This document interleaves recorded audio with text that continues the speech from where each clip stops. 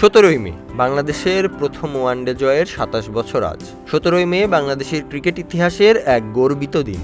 ১৯৯৮ সালের এই দিনে দীর্ঘ ১২ বছরের অপেক্ষার পর আন্তর্জাতিক ওয়ানডেতে প্রথম জয় পায় বাংলাদেশ। ভারতের হায়দ্রাবাদে ত্রিদেশীয় সিরিজের কেনিয়াকে ৬ উইকেটে হারিয়ে জয় তুলে নেয় টাইগাররা।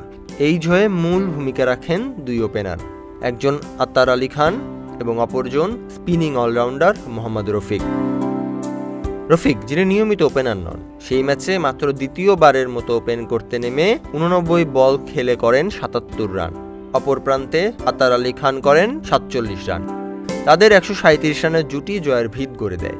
কেনিয়ার ২৩৬ রানের লক্ষ্য ১২ বল হাতে রেখেই অতিক্রম করে বাংলাদেশ। বোলিংয়েও রফিক নেন ৩ উইকেট, সহজেই হন ম্যাচ সেরা। সেই ম্যাচে খেলেছিলেন আরও কয়েকজন কিংবদন্তি, যারা পরবর্তীতে দেশের ক্রিকেটে নানা ভূমিকায় অবদান রেখেছেন। অধিনায়ক আকরাম খান সেই ম্যাচে করেন ৩৪ রান। রফিক, আতার, আকরাম, আমিনুল ইসলাম, খালেদ মাহমুদ, এনামুল হক, খালেদ মাসুদ, হাসিবুল হোসেন অনেকেই এখন বিসিবি বা কোচিং বা আম্পায়ারিং এর সঙ্গে যুক্ত।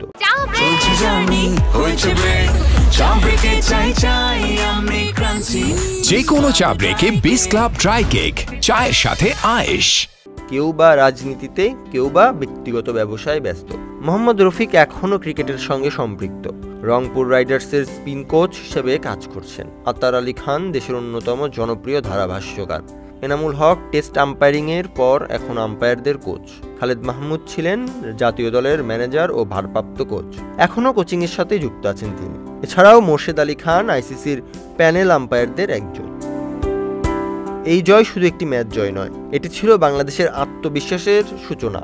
আন্তর্জাতিক অঙ্গনে নিজেদের জানান দেওয়ার প্রথম সাহসী উচ্চারণ। ২৭ বছর আগে রফিকদের ব্যাটে বলে যাত্রা শুরু হয়েছিল সেই সাহসিকতায়।